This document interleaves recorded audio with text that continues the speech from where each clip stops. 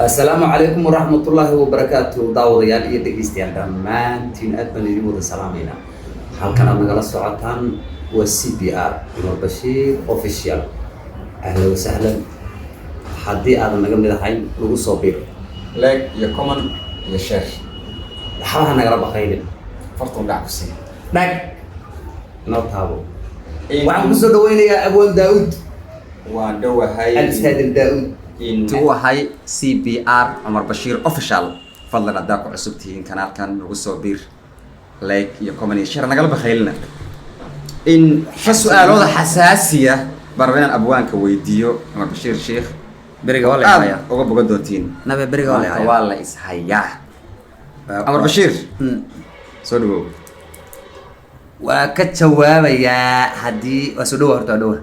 su'aasheeda koobaad waxay tahay naftaada ka waran anitayda ha an naftayda waan ka warrama naftayda haddaan ka warramo walaalow naftaydu Abwan Daawud horta waa mahadsan tahay su-aasheeda midiis waa su-aal xasaasi ah waa su-aal fiican naftaydu waa dulmane way dulman tahay naftaada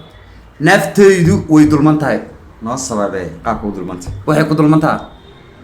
ku sababeeya ha Soomaaliya ka dhalatay oo dadka adduunka ugu xun ah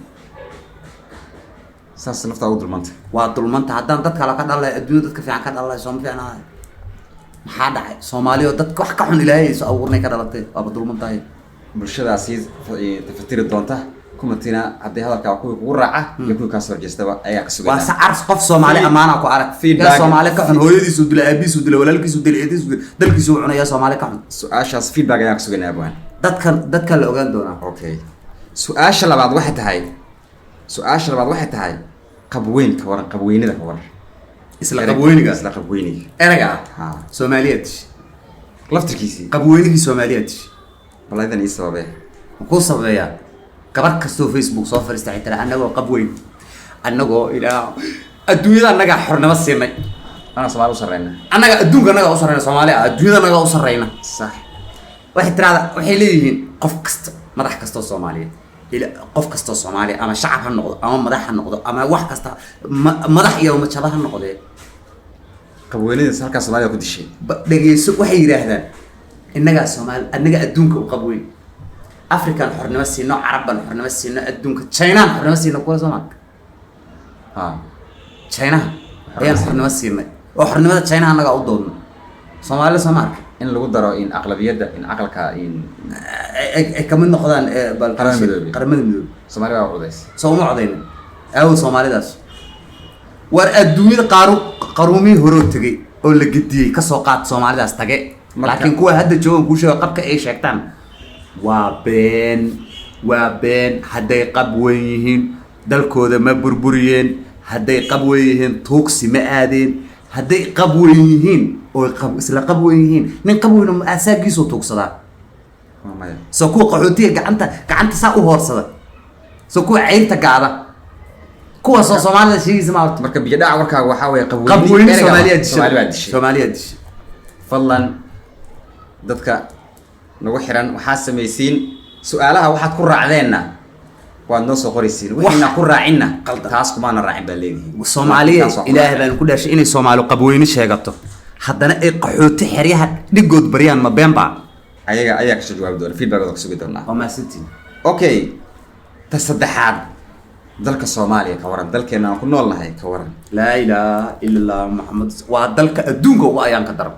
dalka ku noolnahay dalkeena Soomaaliya bal idan noo sababee ma ku sababeeyaa Ilaahay wuxuu ummad sameeyay Soomaaliya horta ka yeelata dalkii haddana muxuu noqday adduun waxa Ilaahay dal sameeyay meel kasta sameeyay dhulka barakaysnaa maahane inta kala dunida dalka ugu nimcada badan uu noqday maxaa dhacay mataqaan ayagoo nimcadaas haysta war dhulka aragtay oo khayraadka iyo macdanta iyo nimcada iyo barwaaqada iyo xoolaha iyo wax walba iyo wabiyada badda waxa isdul saaran oo Ilaahay uu ku sameeyay ka baahanyiin asay ceyr ka tuugsadaan markaasay dhigood ka baryaan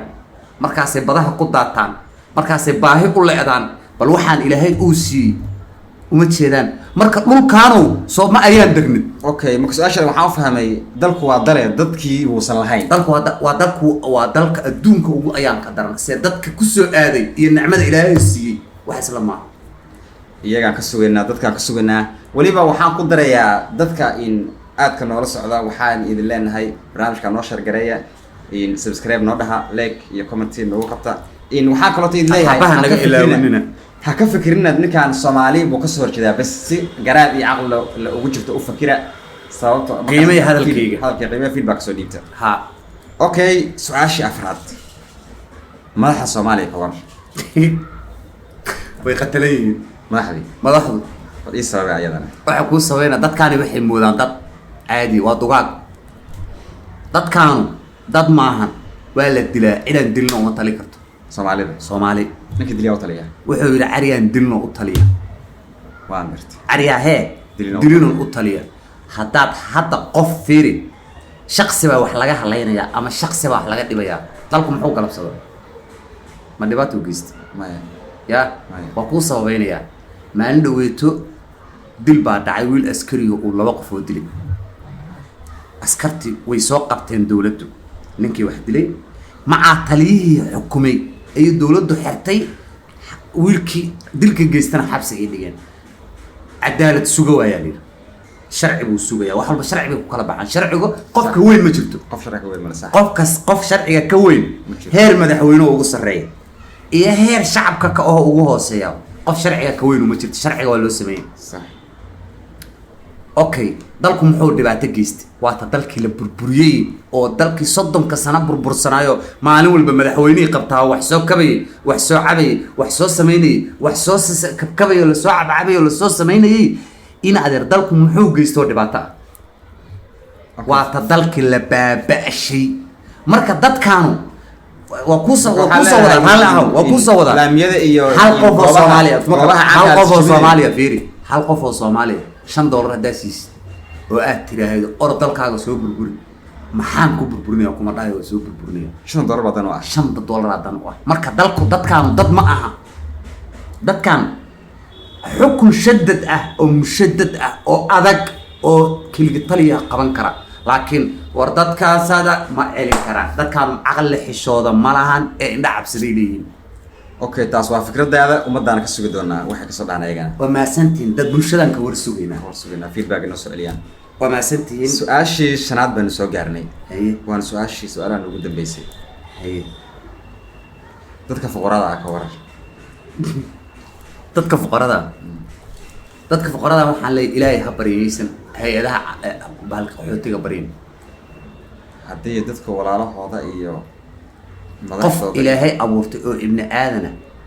rabbiga subxaan qaadirkaay baa wax siin kara shakhsi ibn aadan wax ma siin karo waa loo soo amri karaa kaliya waa loogu soo dhiibi karaa inta waxba gacayna qalad qof kasta oo soo istaaga oo meel muxuu yiraahdaa hay'adaha caalamka islaan ayeeyaha oo baadiyo oo roob kula daay hadduu dhowr neef oo ariga ka dilo tiifiyadaana wax kala ma sameeyaan waa ordan waa u tagaan ayagu markay u tagaan waxay yiraahdaan maxaad codsan adduunyada maxaad ka codsanaysaa hay'adaha caalamka waxaan ka codsanaynaa qaramada midooba waxaan leenahay adduunka ha noo soo gurmo war ilaahay noo soo gurmadaha war ilaahay barya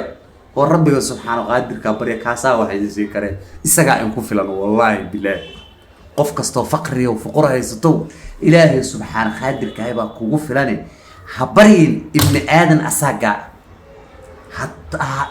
weliga iyo allaha ha is oranin ibn aadana wax ku tari kara wallahi soo kuma tari kari bilaahi ilaahay baa wax ku tari kari ilaahay bari marka dadka fuqarada waxaan leeyahay ilaahay ha baryanaysan dad bari isa gacmaha u horsan aadmi baa leeyahay aadmi isa gacmaha u horsan subxaanahu qaadirka wax u horsadeen